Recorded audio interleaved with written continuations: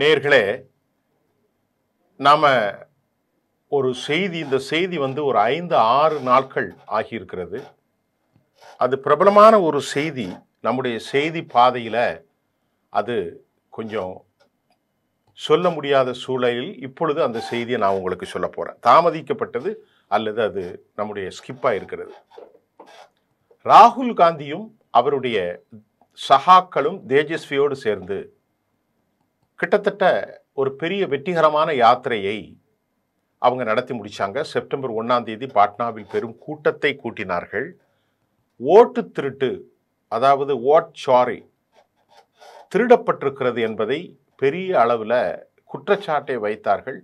28 மாவட்டங்களில் 110 தொகுதிகளை உள்ளடக்கிய இந்த மிகப்பெரிய ஒரு tremendous impact on the society, மக்களில் ஒரு பெரிய தாக்கத்தை ஏற்படுத்தி இருக்கிறது. கர்நாடகாவில் மாதேஸ்வர்புரா, அதே மாதிரி மகாராஷ்டிரா 1 கோடி வாக்குகள், ஹரியானா, இந்த மாதிரி தொடர்ந்து பீகாரிலும் தற்போது 65 லட்சம் வாக்குகள் திருடப்பட்டிருக்கிறது, நீக்கப்பட்டிருக்கிறது. அதில் 22 லட்சம் வாக்காளர்கள் மரணித்தார்கள், 35 லட்சம் வாக்காளர்கள் புலம்பெயர்ந்தார்கள், 8 லட்சம் வாக்காளர்கள் அவர்கள் டூப்ளிகேட் என்றெல்லாம் சொல்லி நீக்கியிருக்கிறது. இதில் ராகுல் காந்தி அவருடைய வாக்கில் ஒரே வீட்டில் 900 ஓட்டு, 700 ஓட்டு, 500 ஓட்டு, கர்நாடகாவில் 48 ஓட்டு, 500 ஸ்கொயர் ஃபீட்டு கூட இல்லாத வீட்டில் 100 ஓட்டுலாம் எப்படி இருக்கிறது? இறந்து போனவர்களையோடு டீ குடித்தார் ராகுல் காந்தி. இது இந்தியா முழுவதும் பெரும் பேச்சு பொருளாக ஆனபோதும் தேர்தல் கமிஷனுடைய ஞானேஸ்வர் குமார் ராகுல் காந்தியின் மீது கடும் சீற்றத்தை வெளிப்படுத்தியிருந்தார். ஆனால் கேட்கப்பட்ட 10 கேள்விகளுக்கு அவரால் பதில் சொல்ல முடியவில்லை. தேர்தல் கமிஷன் பாரதிய ஜனதாவுடைய பிராக்சியாக செயல்படுகிறார்கள் என்ற கடுமையான குற்றச்சாட்டத்திற்கும் அவர்கள் மேனிப்புலேஷன் செய்யப்படுகிறது, மோடி அமித்ஷாவின் கையாளாக மாறியிருக்கிறார்கள் என்ற குற்றச்சாட்டை இந்திய எதிர்க்கட்சியின் தலைவர் ராகுல் காந்தியும் மட்டுமல்லாமல் பல இந்தியா கூட்டணி தலைவர்களும் வைத்திருக்கிற போது ராகுல் காந்தி தேசிய அளவில் இந்த பிரச்சனையை மையப்படுத்திய ஒரு வலுவான ஒரு பலசாலியான தலைவராக மாறியிருக்கிறார். இது ஒட்டுமொத்த தேசத்தினுடைய செய்திகளின் கருத்து. அது மட்டுமில்லாமல் அவர் நடத்திய இந்த கூட்டத்தில் ஆம் ஆத்மி கட்சியினுடைய வாழ்த்துக்களை பெற்றிருக்கிறார். மமதா ரெப்ரசன்டேட்டிவ் அனுப்பியிருக்கிறாங்க. தமிழ்நாட்டிலேருந்து மு.க. ஸ்டாலின், ஆர்ஜேடி, உத்தவ் தாக்கரே, எல்லா கட்சிகளுமே அநேகமாக கலந்து வாழ்த்துக்களை தெரிவித்தார்கள். தங்களின் அகிலேஷ் யாதவ் மிக முக்கியமாக கலந்து கொண்டார். தங்களுடைய இருப்புக்கே கேள்வியாகிவிடும், ரீஜனல் விவகாரத்தில் இவர்கள் இப்படியே தொடர்ந்து எப்படி வெற்றி பெற முடியும் என்ற ஒரு சந்தேகமும் மன அழுத்தமும் பிஜேபி அல்லாத 62%, 63% வாக்குகளை மட்டும் பெற்றுக்கொண்டிருந்த எதிர்க்கட்சிகளுக்குள்ள ஒரு அப்ரிஹென்ஷன்ஸ் உருவாகி இருக்கிறதையும் ராகுல் காந்தி தற்போது செலுத்தியிருக்கிறார். இந்த நிகழ்வில் ராகுல் காந்தி அடுத்து ஒரு ஹைட்ரஜன் பாமை நான் வீசப்போகிறேன், அந்த செய்தியின் ஊடாக பிரதமர் மோடி அவர்கள் இனி வெளிவந்து முகம் காட்ட முடியாத அளவிற்கு அவர்கள் அவ்வளவு பெரிய மோசடியிலே நான் வெளியே ஸ்டிங் ஆபரேஷன் கொண்டு வரப்போறேன் என்று சொல்லியிருக்கிறார். அது என்ன என்று இன்னும் தெரியவில்லை. நியூஸ் மினிட்ஸ், இந்தியா டுடே போன்றவைகள் ராகுல் காந்தியினுடைய அந்த குற்றச்சாட்டின் இலக்க எண்ணை அடிப்படையாக வைத்த வீட்டில் போய் பார்க்கிற போது யாருமே இல்லை, அதுதான் உண்மை. அதுவும் பெரும் ஞானேஸ்வர் குமாருக்கு பெரும் சிக்கலை ஏற்படுத்தி இருக்கிறது. விசாரிக்க மறுத்திருக்கிறார். கோர்ட்டில் போய் பிரசாந்த் பூஷன் போன்றவர்கள் அஃபிடாவிட்டை தாக்கல் செய்த விவகாரத்தையும் அவர்கள் ப்ராசிக்யூஷன் தரப்பில் வைக்கப்பட்ட வாதங்களுக்கு மறு உத்தரவை வழங்கியிருக்கிறார்கள். கோர்ட் ஆதாரை பெற்றுக்கொள்ள வேண்டும், ஆதாரை இணைக்க வேண்டும் என்று சொன்னபோது மீண்டும் ஆதாரை இணைக்க மறுக்கிறார்கள். 11 அடையாள அட்டத்திற்கு மக்களை சிரமத்திற்கு உள்ளாக்கியிருக்கிறார்கள். இதுக்கடையில் 95 லட்சத்திற்கு மேற்பட்ட இணைப்பு வாக்குகள் வந்திருக்கிறது, இன்னும் அதிகரிக்கலாம் என்றும் சொல்லப்படுகிற நிலையில் தற்போது இது அடுத்த 28ஆம் தேதி, அதாவது இந்த மாதம் 8ஆம் தேதி அது மீண்டும் கோர்ட்டில் மறு ஆலோசனை வரப்போகிறது. அநேகமாக எதிர்க்கட்சிகள் இந்த தேர்தலை ரத்து செய்ய வேண்டும் என்று அவர்கள் கோரிக்கை வைத்திருக்கிறார்கள். அல்லது இந்த 65 லட்சம் பேரும் மறுபரிசீலனை செய்ய வேணும். இட்ஸ் டேக்ஸ் மோர் டைம், அதனால் எங்களுக்கு அதிக டைம் இருக்கணும். நீக்கப்பட்டவர்கள், விடுபட்டவர்கள், இறந்தவர்கள் displaced from their own place and home, அதிலிருந்து வெளியேறியவர்கள், இதெல்லாம் நாங்கள் சரி பண்ணுறதுக்கு மோர் டைம் எங்களுக்கு வேணும். மற்ற ஸ்டேட்ஸுக்கெல்லாம் 1 வருஷம் கொடுத்தீங்க, இது சில நாட்கள் சாத்தியமில்லை என்பதையும் இப்போ அந்த அப்பீல் பெண்டிங்கில் இருக்குது. இதை தாண்டி குஜராத்தில் ஒரு பூகம்பம் நடந்திருக்கிறது. அது என்ன அப்படின்னு பார்த்தா, 4300 கோடி ரூபாயை ஒரு ரொம்ப அட்ரஸே இல்லாத ஒரு கட்சிகளுக்கு கிடைத்திருக்கிறது என்பதுதான் இப்பொழுது பெரும் பூகம்பமாக இருக்கிறது. அந்த கட்சிகள், இப்போ தமிழ்நாட்டில் சின்ன சின்ன கட்சிகள் இருப்பாங்க, அந்த கட்சிகள் 4300 கோடியை இந்த சிறு கட்சிகளுக்கு எப்படி வந்தது? தேர்தல் கமிஷன் இதை ஆய்வு செய்ய வேண்டும், விசாரிக்க வேண்டும், அஃபிடாவிட் தாக்கல் செய்ய வேண்டும், அல்லது சட்டத்தில் ஏற்பட்டிருக்கக்கூடிய இந்த விவகாரங்களை உடனடியாக கவனித்து இந்த மேனிப்புலேஷன், இந்த பணம் இந்த 4500 கோடிக்கு எங்கிருந்து வந்தது என்ற 4300 கோடி 10 கட்சிகளுக்கும் எப்படி வந்தது? டைனிக் பாஸ்கர் என்று சொல்லக்கூடிய மிக முக்கியமான ஹிந்தி சேனல் 10 கட்சிகள் குஜராத்தில் ஒரு ஸ்டிங் ஆபரேஷன் நடத்தினாங்க. அதில் தான் இந்த மோசடி வெளியாகி இருக்கிறது. குஜராத்தில் தொடர்ந்து பாரதிய ஜனதா மட்டுமே வெற்றி பெற்று கொண்டிருக்கிற நேரத்தில் இந்த சின்ன கட்சிகளின் பங்கு என்ன, அந்த கட்சி எது, அந்த கட்சியினுடைய தலைவர்கள் என்ன சொல்ல போகிறார்கள் என்பதை நாம் பார்க்க போகிறோம். டைனிக் பாஸ்கருடைய இந்த ஆய்வுகளில் 4300 கோடியை அவர்கள் பெற்றுக்கொண்டாலும் இந்த சின்ன கட்சிகள் எல்லாம் எவ்வளவு செலவு பண்ணியிருக்கிறாங்கன்னா 39 லட்சம் மட்டும்தான் அவர்கள் செலவு செய்திருக்கிறார்கள் என்பதை எக்ஸ் தளத்தில் இருந்து புதன்கிழமை ராகுல் காந்தி பதிவு செய்து போன வாரம் ரொம்ப ஷாக் ஆயிருக்கார். என்னடா இது, 4300 கோடி அடையாளம் தெரியாத எனானிமஸ் பார்ட்டிக்கு அவர்கள் கலெக்ஷன் செய்திருக்கிறார்கள். இந்த 4300 கோடியை இந்த சின்ன கட்சிகள், லெட்டர் பேட் கட்சிகள் கலெக்ஷன் யார் கொடுத்தா, இவ்வளோ பெரிய தொகையை எப்படி கொடுத்தார்கள், அதில் செலவு பண்ண 39 லட்சம் ரூபாய் மட்டும்தான் பண்ணக்கூடிய அளவிற்கு இதில் யார் என்பது இந்தியா முழுவதும் பெரும் பரபரப்பை ஏற்படுத்தி இருக்கிறது. அதே சமயம் ஆயிரக்கணக்கான கோடிகளுக்கு இவர்களுக்கு எப்படி வந்தது? முதல்ல கேள்வி, ஆயிரக்கணக்கான கோடிகள் எப்படி வந்தது? யார் கொடுத்தது? இந்த 10 கட்சிகளையும் இயக்குவது யார் என எதிர்க்கட்சிகள் கேள்வி எழுப்பியிருக்கிறார்கள். இந்த பணம் எங்கே வந்து யாருக்கு போகுது? இதன் அவர்களுடைய இன்வெஸ்டிகேஷன் செய்ய வேண்டும் என்பதுதான். அஃபிடாவிட் பெற வேண்டும், சட்டத்தை சீர் செய்ய வேண்டும் என மனம் திறந்த இந்த ரகசியங்களை எல்லாம் வெளியே கொண்டு வந்திருக்கிறார் திரு ராகுல் காந்தியும். மட்டுமல்ல, டைனிக் பாஸ்கர். எதிர்க்கட்சிகள்லாம் பெரிய ஷாக் ஆயிட்டாங்க. ராகுல் பீகார் யாத்ராவுக்கு பின்பு 1300 கிலோமீட்டர், நம்ம ஏற்கனவே சொன்னோம், 28 அல்லது 20க்கு மேற்பட்ட டிஸ்ட்ரிக்ட்ல முடிவு பண்ணியிருக்கிறார். அவருடைய அந்த கருத்து, irregularities in electoral rolls and claimed the vote theft, அதாவது சீரட்ட முறையற்ற வாக்கு திருட்டு நடந்திருக்கிறது.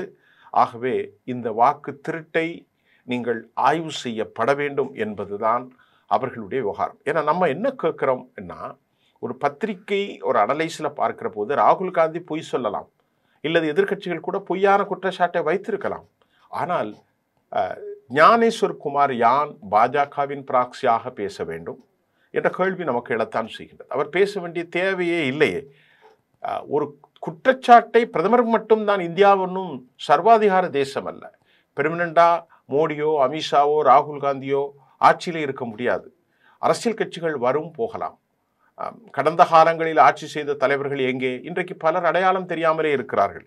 ஆகவே இந்த விவகாரத்தில் இது குறித்த ஆய்வு செய்வதற்கு முன்பே உடனடியாக பதில் சொல்லக்கூடிய ஞானேஸ்வரர் குமார் யார் என்றால், இவர் ரொம்ப ஒரு மோசமான ஆள் என்றும் சொல்லப்படுகிறது. இதே ஞானேஸ்வரர் குமார் மீது எதிர்க்கட்சிகள் வைக்கிறது, பாபரி மஸ்ஜித் விவகாரத்தில் அனைத்து விஷயங்களையும் செய்தது இவர்தான். 370 ஒப்ளிகேஷன் காஷ்மீர் நடக்கிற போது அதற்கான டிராப்டுகளை எல்லாம் வடிவமைத்து கொடுத்தது இவர்தான். எல்லா விஷயம் செய்து கொடுக்கக்கூடிய இந்த ஞானேஸ்வர் குமார் எப்படி ஒரு சரியான மனிதராக இருக்க முடியும் என்ற கேள்வியும் எதிர்க்கட்சிகள் வைக்கிறார்கள். திருப்பி சொல்ல போனால், எலெக்ஷன் கமிஷன் தேர்வில் நியாயமாக மனசாட்சி அடிப்படையில் இந்த தவறுகளை எல்லாம் களைய வேண்டுமென்றால், ஒருவர் பாஜக ஆளும் கட்சி, மற்றவர் எதிர்க்கட்சி, மத்தியஸ்தர் ஒரு கோர்ட்டினுடைய நீதிபதியாகத்தான் இருக்கணும். அதை ஆர்டினன்ஸ் கொண்டு வந்து அவங்க குவாஷ் பண்ணாங்க. எல்லா எதிர்க்கட்சிகளும் நாடாளுமன்ற வளாகத்தில் இருக்கின்ற போதே இந்த சட்டத்தை ஆர்டினன்ஸின் மூலம் நிறைவேற்றி ஒருவர் மோடி, மற்றவர் அமித்ஷா, மூன்றாமவர் ராகுல் காந்தி. அப்படி இருக்கிற போது அவர்களுக்கு சாதகமான ஆளை நியமிக்க மாட்டார்கள் என்று எப்படி சொல்ல முடியும்? அதுதான் இப்பொழுது நடக்கிறதா என்ற சந்தேகம் வருகிறது. 10 கட்சிகளுக்கு 4300 கோடி வந்ததை ஏன் விசாரிக்காமல் விட்டார்கள்? ஒரு 10,000 கோடி 5,000 கோடிங்கிற அளவுக்கு இன்னைக்கு எதிர்க்கட்சிகள் மீது குற்றம் சுமத்துகிறார்கள். ஆனாலும் 10 அடையாளம் தெரியாத கட்சிகளுக்கு 4300 கோடி குஜராத்தில் எப்படி வந்தது? குஜராத்தில் இந்த பணத்தை கொடுத்தது யார்? குஜராத்தின் தொழிலதிபர்கள் மூலம் இந்த சிறிய கட்சிகளை குஜராத் ஸ்டேட்ல இயக்குவது யார்? இந்த பணத்தை பெற்றுக்கொண்ட இவர்கள் 39 லட்சம் ரூபாய் செலவு பண்ணி மீதி ஆயிரக்கணக்கான கோடிகள் எங்கே சென்றது? எப்படி வந்திருக்கிறது? இந்த 2019 24 வரைக்கும் தான், இந்த 5 ஆண்டுகளில் தான் இவ்வளவு பெரும் தொகை அவர்களுக்கு வந்திருக்கிறது. 2022 குஜராத் எலெக்ஷன்ல அவங்க கண்டெஸ்ட் பண்ணியிருக்கிறாங்க. வெறும் 10 கட்சிகளும் 43 கேண்டிடேட்ஸ் மட்டும்தான் போட்டிட்டு இருக்கிறார்கள். வெறும் அவர்கள் பெற்ற வாக்குகள் 53,069 ஓட்டுகளை மட்டுமே இந்த 10 கட்சிகளும் பெற்றிருக்கிறார்கள். இவர்கள் பெற்றதோ 53,069 வாக்குகள். இவர்கள் நிறுத்தப்பட்ட வாக்காளர்கள் வெறும் 43 கேண்டிடேட்ஸ். இவர்கள் செலவு பண்ணிய தொகை 39 லட்சம். இவர்களுக்கு வந்த கலெக்ஷனோ 4,300 கோடி. தலை சுத்தா, ரொம்ப மோசமா இருக்கு. இப்போ இந்த பார்ட்டினுடைய சீப்லாம் யாரு, என்ன கட்சி அப்படிங்கிறத பார்ப்போம். அதில் 10 கட்சிகளில் 1-2 சொல்கிறேன். 407 கோடி டொனேஷன் பெற்று 2022-23 New India United Party national chief Amit Chaturvedi அவர் தான் 402 கோடியை பெற்றிருக்கார். வில் ஹாவ் டு ஆஸ்க், அவங்க கேட்கும்போது election expenditure statement has been uploaded. அதை இந்த சுமால் பார்ட்டி இப்போ நாங்கள் பண்ணிட்டாங்க எல்லாத்தையும். ஆனால் அங்கே போய் செக் பண்ணி பார்த்தா எலக்ட்ரோல் இதில் இவர் இந்த 400 கோடி, இந்த ஒரே ஒரு கட்சி மட்டும் 4,300 கோடியும் எல்லாரும் நாங்கள் பண்ணியிருக்கோம். ஆனால் அவசரமாக எலெக்ஷன் கமிஷன் அதை 15 நாளில் அவருடைய வெப்சைட்லேருந்து நீக்கிட்டாங்க. இது எவ்வளோ பெரிய மோசடின்னு பாருங்கள். On this difference between the audit and the contribution reports. Chaturvedi Raksha party, இவர் அடுத்த ஒரு பார்ட்டி. இவர்கிட்ட போய் கேட்குறாங்க, என்னங்க உங்களுக்கு இவ்வளவு கோடி எப்படி வருது அப்படின்னு கேட்டால் அவர் சொல்கிறது, I don't understand the much about it's accounting matters. எனக்கு இந்த கணக்கு வழக்கெல்லாம் தெரியாதுங்க. That is why the CA, என்னுடைய சிஏ அட்வொகேட்ஸ் தான் இதை மெயின்டைன் பண்ணுறாங்க. This time the preparing to feel, நாங்கள் அடுத்த எலெக்ஷனில் 80-90 கேண்டிடேட்டை முனிசிபலில் நிறுத்த போகிறோம். இந்த பணம், இவ்வளோ பணம் எங்கேருந்து வந்துச்சு அப்படின்னு கேட்டால் அவர் அப்படி பதில சொல்கிறார். ஒருவர் இல்லைங்க நாங்கள் அப்டேட் பண்ணோம், உள்ளே போய் பார்த்தா இல்லையே, 15 நாளில் எடுத்துட்டாங்க அப்படிங்கிறாங்க. According to the Gujarat chief electoral officers, அவங்க ரிப்போர்ட் என்னென்னா, the party received donations from donors. 23 ஸ்டேட்டில் இருந்து அவர்கள் கலெக்ஷன் பண்ணியிருக்கிறாங்க. எவ்வளோ பெரிய மோசடி பாருங்க. இதில் சத்யாவதி ரக்ஷா and Jamman party have submitted both reports for all years, meaning election report and auditing report. Human Rights National did not submit any. அதுக்கு அடுத்து பார்த்தா இந்த 5 வருஷத்தில் 177 கோடி பாரதிய ஜன பாரடைஸ் என்கிற ஒரு கட்சிக்கு வந்திருக்கிறது. இன்னொரு கட்சி 141 கோடியை பற்றியிருக்கிறாங்க. அது சுரக்ஷா ஜனதா பார்ட்டி 141 கோடியை பெற்றிருக்கிறாங்க. 10.53 கோடியை சத்யவாதி ராக்ஷா பெற்றிருக்கிறார்கள். 22.82 கோடியை லக்கானி சாதா பார்ட்டி பெற்றிருக்கிறார்கள். 86.36 கோடி லேக்ஸை மதர்லேண்ட் நேஷனல் அப்படிங்கிற ஒரு அமைப்பு பெற்றிருக்கிறது. Other parties did not show the details of election expense in their audit. Reports did not show the expense according to the prescribed format என்ற செய்தி அதிர்ச்சிக்குள் உள்ளாகி இருக்கிறது. தோழர்களே, இது எவ்வளவு பெரிய ஷாக்கு பாருங்க. இந்தியாவா இது? என்ன நடக்கிறது தோழர்களே? நான் சொல்லக்கூடிய அந்த முதல் கட்சி, ஒரு கட்சிக்கு லக்ஷார்த்தா சத்தா பார்ட்டி, இந்த ஒரு கட்சி மட்டும் 1045 கோடி ரூபாய்களை பெற்றிருக்கிறார்கள். அவர்கள் எக்ஸ்பென்ஸ் மட்டும் எக்ஸ்பெண்டிச்சர் வெறும் 10 லட்சம் ரூபாய் தான். நிறையலாம் இல்லைங்க. ஒரு கட்சி 10 லட்சம், ஒரு கட்சி என்னது 9,673 லட்சம், 407 கோடி, 407 இவர்கள் பெற்ற அமௌண்ட் தான் இது. அவங்க செலவு பண்ண தொகைலாம் ரொம்ப கம்மி.